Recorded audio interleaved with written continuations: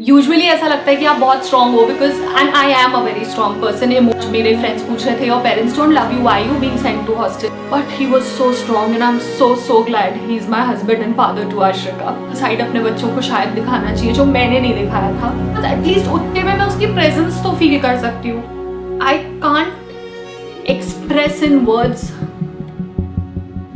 What it felt like.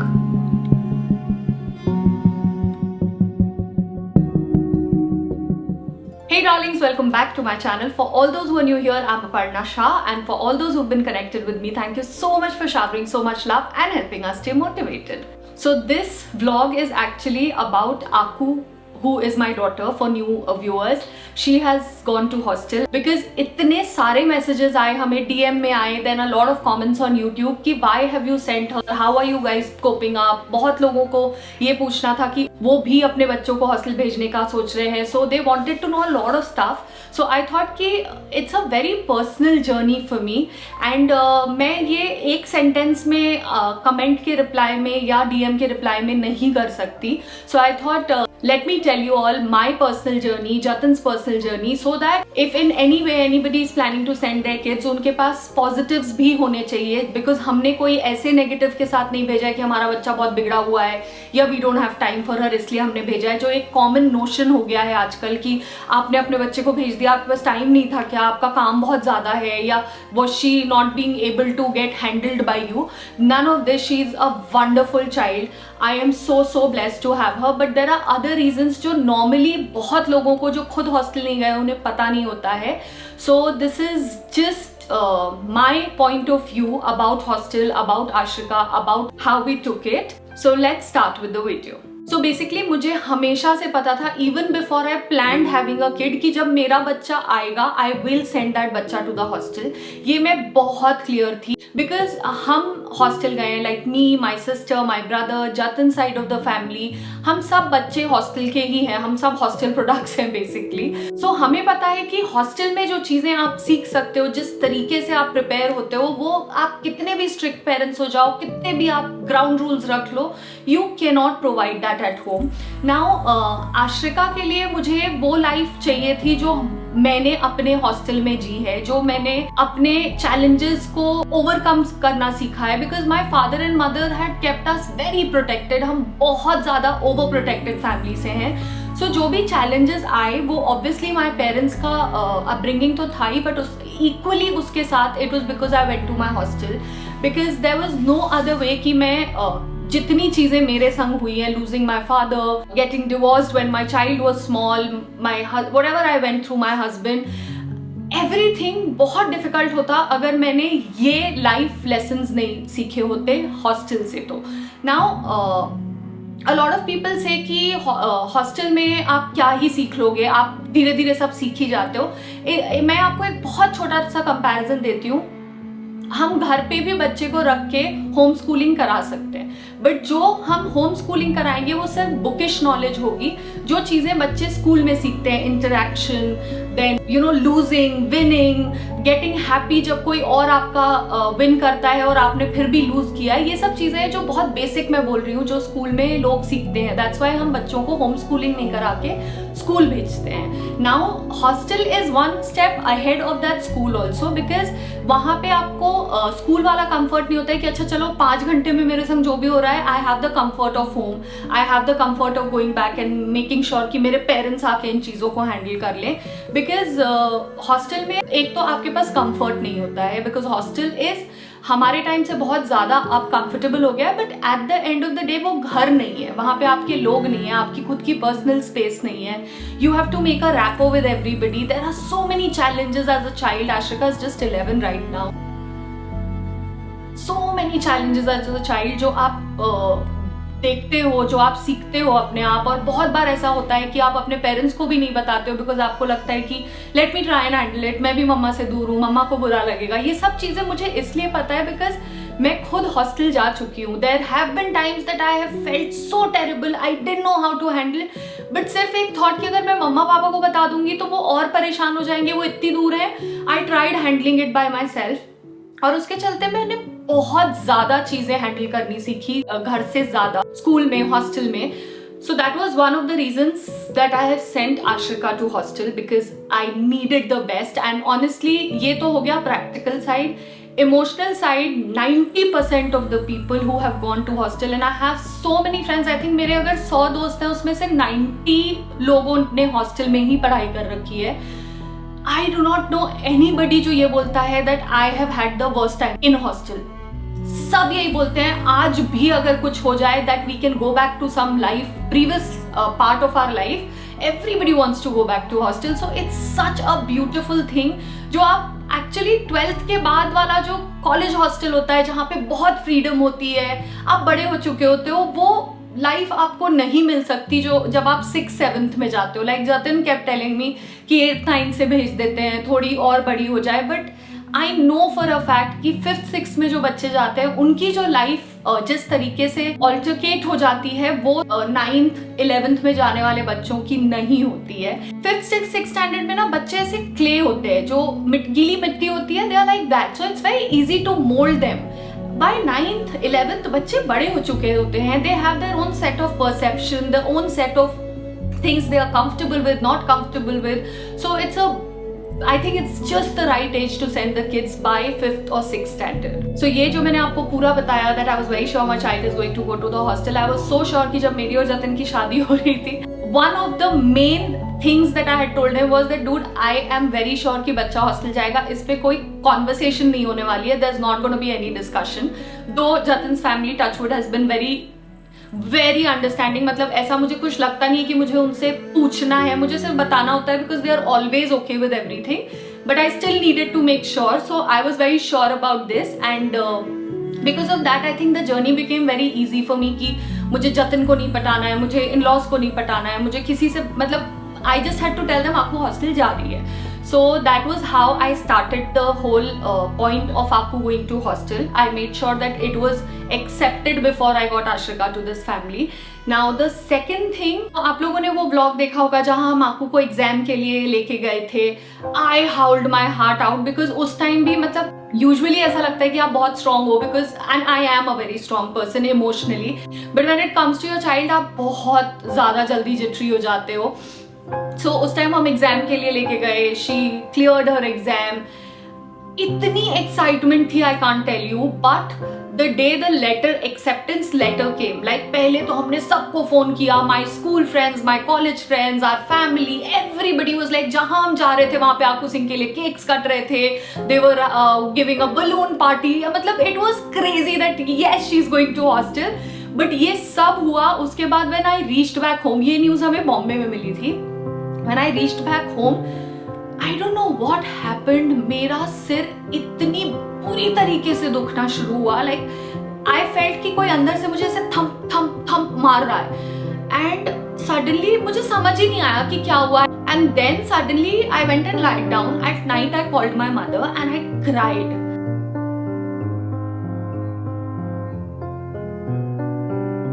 And I told her that Mama, I was so sure कि Aku is going to go to hostel, but ये जो acceptance letter आया है इसके बाद से ना मुझे अजीब सा हो रहा है, मेरी तबीयत ठीक नहीं है. And after I cried for almost half an hour, then I felt better because I had not realized कि वो पूरे excitement के emotion में एक वो separation anxiety मुझे हो रही थी जो मुझे बाद में समझ आई. And then my mom explained me because obviously she sent 3 kids, so I don't even know how she managed on sending. मतलब मेरी रिस्पेक्ट इतनी बढ़ गई है मेरी मामा के लिए, बिकॉज 3 बच्चों को हॉस्टल भेजना इज नॉट इजी. मेरी तो एक में ही हालत बहुत खराब है.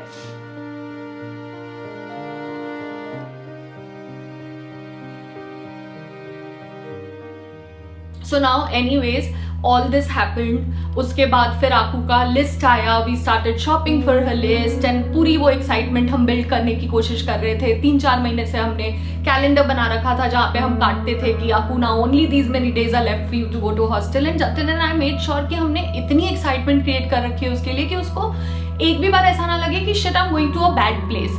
And because most of her school friends, I don't think, और उसके जो अजमेरा स्कूल के फ्रेंड्स थे, they all kept asking कि तुमने क्या गड़बड़ कर दी कि तुम्हें हॉस्टल भेजा जा रहा है. तो वो भी एक बहुत चैलेंजिंग टाइम था कि हमें उसे ये समझाना था कि बेटा आप हॉस्टल इसलिए नहीं जा रहे हो because you are a bad kid और we don't love you enough, we are sending you more, even more, because we are ready to take that separation anxiety because I know this is going to be the best thing I can do for you.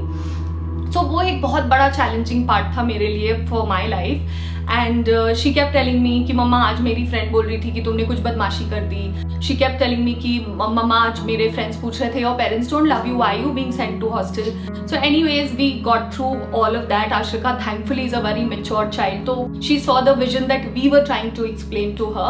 But around 2.5 months before we had to send her to hostel, I became numb. मुझे कुछ नहीं समझ में आ रहा था. Like obviously in front of her, in front of Jatin, in front of my friends, I'm not very good with expressing myself when it comes to the fact कि मुझे लगता है कोई और इससे sympathy ना दे दे मुझे, इसलिए मैं किसी के सामने कुछ नहीं बोल पा रही थी, मैं किसी के सामने react नहीं कर पा रही थी. But it was a very difficult phase. Like I think मैंने hardly काम किया उस time. I was hardly shooting, I was hardly going out, I was hardly speaking to my friends. And Jatin और मैं इतने extroverts हैं कि हमें शायद energy ही लोगों से मिलती है. But yet I tried and calmed myself down. But एक point ऐसा आया कि मैं इतनी strong थी in showing आकू की it is okay for you to go to hostel, जो मुझे लग रहा था कि वो मुझे strong देखेगी तो वो strong होगी. Around 2 weeks before going to her hostel, she asked me, Mama, are you happy about me going to hostel? And I said, नहीं Ashrika, I would never be happy because आपके लिए ही तो I live, I work, I try and take care of myself because मुझे आपके बच्चों को देखना है. मतलब मेरी life revolves around Ashrika. And then she told me, मैंने उस point of view से सोचा ही नहीं था. She told me कि मम्मा आप एक भी बार अभी तक रोई नहीं हो. And usually मुझे जब भी रोना आता था मैं या तो रात को सोने के पहले रोती थी. I used to go to the bathroom while bathing. I used to cry. And that's when I realized as a mother कि मैंने इतना ज़्यादा strong दिखा दिया है कि मेरे बच्चे को लग रहा है कि मुझे फर्क नहीं पड़ रहा है कि तुम हॉस्टल जा रहे हो. As people say ना कि आप बच्चे के संग लर्न करते हो. मैं इतनी ओवर स्ट्रेंथनिंग में चली गई थी कि मेरे बच्चे को मेरा एक भी आंसू नहीं दिखना चाहिए, उसको ऐसा नहीं लगना चाहिए कि मैं हिलूंगी अगर वो जाएगी. But that came opposite for me because उसको ये लगा कि मेरे लिए मुझे कोई फर्क नहीं पड़ेगा. But anyways she understood. I explained her कि आपको I don't want to break down because मैं एक बार ब्रेक डाउन होती हूँ मुझे बहुत टाइम लगता है to collect, gather myself again. फिर कभी वो रोती थी, I used to cry. So I used to make sure that I don't always hide my emotions from her. If you're trying to send your kid to the hostel, this is a very very big learning I had कि आपको अपने emotions और अपना थोड़ा सा vulnerable side अपने बच्चों को शायद दिखाना चाहिए जो मैंने नहीं दिखाया था. Trying to be over protective and over confident, over top of everything, but that is something you should show your child. Now one of the other thing जो मुझे पर्सनली बहुत ज़्यादा लगा to send Ashrika to hostel was because हमें जब हमारे parents ने भेजा था, we used to stay in a village. English medium schools उतने अच्छे नहीं थे, वो नाम के होते थे. पढ़ाई and a lot of things, I think हम अंडर एक्सपोज थे इसलिए हमारे पेरेंट्स ने हमें हॉस्टल भेजा. But with this generation kids I felt over exposure से मुझे रोकना है because at 5th 6th kids are getting so over mature. उनका competition level at this age also, and this I'm not saying आकू के साथ या कोई एक particular बच्चे के साथ, ये generalized view है मेरा about the children today. आज mostly competition is not about sports, it's no more remaining about education, elocution, debates and sports. ये सब चीज़ें कहीं ना कहीं पीछे रह गई हैं for the kids who are going to only schools. आजकल की competition is who's dating how many people, love letters share हो रहे हैं. and honestly I do not want anybody कि आप नेगेटिव लो, अच्छा आश्रिका ऐसा कर रही थी, नहीं आश्रिका ये नहीं कर रही थी. बट मुझे ये भी पता है कि बहुत बच्चे उसकी एज में ये चीज़ें कर रहे हैं और आप ये सब चीज़ों से उन्हें प्रोटेक्ट नहीं कर सकते. There are night outs that kids are taking. Thankfully in Ashrika's case she only called girls over, but I also know कि उसके एज में boys and girls साथ में night outs ले रहे हैं. Now you can't stop these things, they are too small to tell everything. पूरा sex educate अभी आप नहीं कर सकते हो बिकॉज वो सिर्फ 10-11 साल के बच्चे हैं और उनको बिकॉज ऑफ इंटरनेट इतनी नॉलेज हो रही है which is not coming the right way. जब हम उन्हें एडुकेट करते हैं उनके एज के हिसाब से एक पर्टिकुलर तरीका होता है जो हम उन्हें बताते हैं. नाउ वो इंटरनेट के थ्रू हर तरीके की चीजें एक्सपोज हो रहे हैं. आश्रिका अगर नहीं हो रही है तो कोई और बच्चा है जिसको कोई चीज पता चल रही है, किसी को कोई हाफ नॉलेज पता चल रही है. They are trying in school वो सारी चीजें मैच करके देखने की. And this is not only Ashrika school या आश्रिका, मैं अगेन एंड अगेन इसलिए बोल रही हूँ बिकॉज ये मुझे as a generalized problem of the youth of her age लग रही है. So this was one of the major reasons because अब हम जॉइंट फैमिलीज में भी नहीं रहते हैं कि अगर हम बाहर गए हैं हमें पता है कि घर पे क्या बच्चा देख रहा है क्या नहीं देख रहा है. एंड आपका एक्सपोजर लेवल जिस लेवल पे आज 10-11 इयर्स ओल्ड बच्चे पहुंच रहे हैं, जब अब now that she is in a hostel she is protected, उन्हें इंटरनेट तो अलाउड ही नहीं है. उन्हें आई थिंक मेल करने के लिए वो बेचारी 2 सेंटेंस लिखती हो, बोलती mamma don't have time. So now she's doing elocution, she's doing debate, she's been selected in basketball school team, she's been selected in the team of swimming where she's representing her school in some other school. So अब उसका दिमाग उस तरीके से चलेगा ही नहीं because सारे बच्चों को ये इस लेवल पे एंगेज करते हैं. आपको wakes up at 5:30 in the morning और वो 10:30 एट नाइट लाइट्स ऑफ होती है वो, और पूरे टाइम वो कुछ ना कुछ कर रहे होते हैं which is productive, which is more required at this age for the kids than how am I looking, what is my haircut should be. ये सब चीजें क्यूट लगती हैं once in a while, but पूरे टाइम यही जब बच्चे सोचते हैं तो यही तो हमें पूरी जिंदगी करना है यार. तो आई थिंक कहीं ना कहीं वो ओवर मैच्योरिटी के चक्कर में बच्चों की इनोसेंस जा रही है विच आई डिडंट वांट आश्रिका की जाए. So that was another reason कि मैंने डिसाइड किया कि अब तो no matter how I feel I will send her to hostel and I make sure that she is away from these things. वहाँ पे बहुत कम टाइम है ये सब चीज़ें सोचने का. Now while going also Ashrika was I think more stronger than me. वो 2-3 डांसेस उसने सीख लिए थे. She kept dancing. I think वो उसका स्ट्रेस बस्टर था. वो पूरे टाइम मतलब जाने के पहले तक हम उसकी आरती कर रहे हैं, कुछ भी कर रहे हैं, she is just like dancing and she saying mamma I am fine, आप मत टेंशन लो, I will settle. Like any time that I was sitting quietly looking anywhere and she'll be like मम्मा आप क्यों टेंशन ले रहे हो, मैं हो जाऊंगी settle. So in fact there came a point कि she was trying to handle our emotions कि आप लोग मत परेशान हो, अगर if it is about me मैं होने ही वाली हूँ settle. She was so sure about it. Now when we went to leave her, my side of the family had come to drop. बच्चे आए थे, दीदी जो सा, lot of people had come. तो वो 2 दिन हमें पता नहीं चला कि कैसे निकल गए. We did a lot of stuff for Aku. उसके लिए हमने केक बनवाया था. We wore a team. We wore a cap that said Team Aku and then Aku had worn a cap जिसमें लिखा था I am Aku, which was very cute. But जिस दिन रात को वो सोई है जब हमें नेक्स्ट डे उसे छोड़ना था, I can't express in words what it felt like.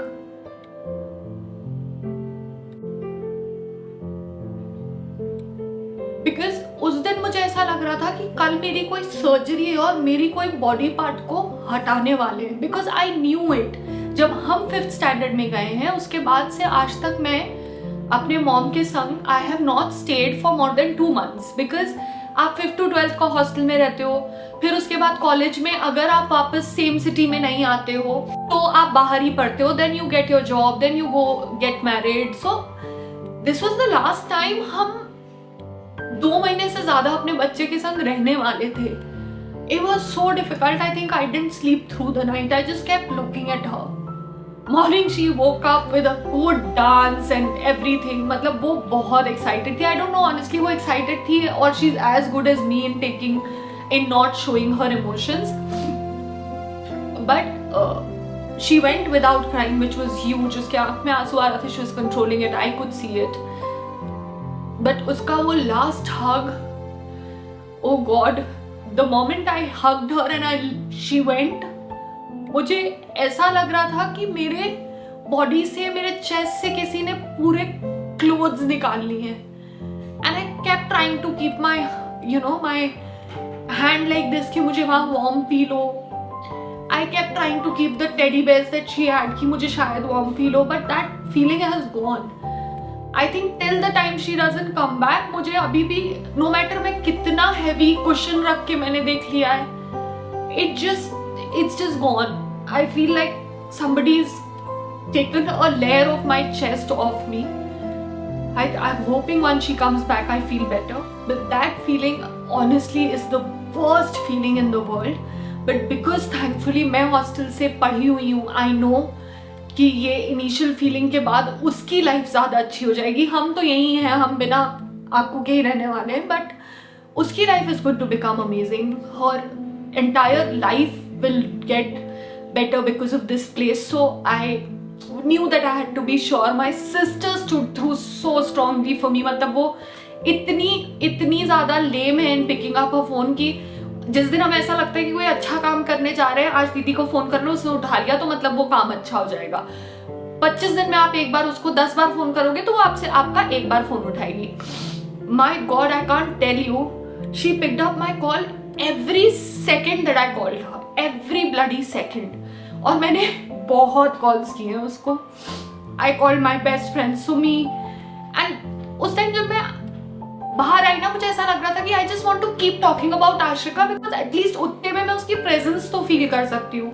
So my school best friends, my college best friends, दीदी, मम्मा, I just kept calling throughout the day. सबको मैं फोन करके बस आशिका की बातें कर रही थी. Now first week for her was very difficult. She really cried. She told me I want to come back. I might self harm myself, मम्मा अगर आप नहीं आओगे, क्योंकि फिर वो मुझे घर भेज देंगे. I think 6 to 7 days मैं सोई ही नहीं हूँ. I've not slept. I was trying to do everything normally. मैं खा रही थी. I was trying to exercise. I was going for my volleyball. कि मुझे ज़्यादा टाइम ही नहीं मिले ये सोचने के लिए कि मुझे क्या फील हो रहा है. But by the time we went after leaving her to Basuda, second day से मेरे जो periods start हुए, I jumped for 16 days. I spoke to my doctor and he told me that जब sudden stress होता है body में which the body can't take, it's because of that. So almost 16 days I was bleeding. My nose bled for 2 days, which was very bad because मेरी normally आज तक कभी भी nose bleed नहीं हुई है, तो वो बहुत गंदी फीलिंग होती है. there's a different smell and you are so conscious in front of people कि वापस से nose में blood तो नहीं आ रहा. It was very bad. But anyways, thankfully that only happened for 2 days. उसके बाद but 16 days was bad for me because chums 3-4 दिन में ही अगर कोई गर्ल्स देख रहे हैं, you know कि किस तरीके से हालत खराब हो जाती है. 16 days was crazy. But anyways, I've started studying a lot. I've started doing a lot of more kinds of exercises. मैं और ज़्यादा volleyball खेलने लगी हूँ because that kind of keeps me away from tensions. That's my stress buster sports. And it's been around 29-30 days कि I'm able to sit and get ready and talk about my experience because इसके पहले मैं कर ही नहीं पा रही थी. All the videos that we were sending out were from before shoots जो मैंने जतिन को पहले ही around 3-4 months पहले I told him आकू के जाने के कि Jatin let's shoot because I don't know मेरा कैसा mind frame रहेगा, will I be able to shoot or not. So thankfully we had a lot of backup prepared. And this is I think the first vlog I'm making after Aku's gone. Almost 29-30 days हो गए and only because only 10 days are left for her to come back.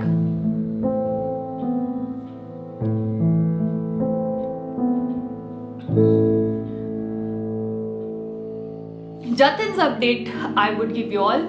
ये पूरी जो मेरी journey थी, मैं बहुत ज़्यादा कम इमोशंस एक्सप्रेस कर पाती हूँ, बट इस बार I could not hold it. Jatin held so strong, so strong. I have not seen him cry once. Every time he would go to the bathroom, he would come out with doing this, eyes red. I would know that he's cried. But मेरे सामने he is not cried once. इतनी चीज like even if at night में नींद में if I did and he would be like baby are you okay? Like I don't think he was even sleeping figuring out कि अपर्णा ठीक है या नहीं. I don't think I would have expected my husband to stay like this for me. ये मेरा I think worst phase था after of course when I lost my father. इस phase में जिस तरीके से जतिन ने मुझे हैंडल किया मैंने एक्सपेक्ट ही नहीं किया था। मैं जतिन को इतने सालों से जानती हूँ, as a friend, as a husband. मुझे लग रहा था कि I will have to be the stronger one because Jatin is emotionally very much weaker than me in terms of emotions, but hats off to him the way he handled me because मैं तो इस condition में थी कि भाई अभी कोई मुझे मत बताओ तुम्हारे साथ क्या चल रहा है, क्योंकि मेरी लाइफ में जो चल रहा है ना, मैं किसी की और लाइफ को सही करने की कंडीशन में ही नहीं हूँ, which is like the first time I've ever felt this in 39 years of my life. But he was so strong and I'm so glad he's my husband and father to Ashrika. So yeah, this was my journey. I hope मैंने ये clear कर दिया लोगों को कि हमने आश्रिका को क्यों हॉस्टल भेजा है, बिकॉज बहुत लोगों ने हमसे पूछा था कि why have you sent her at such a young age. And yeah, I think that's it for today. I will see you guys in my next vlog.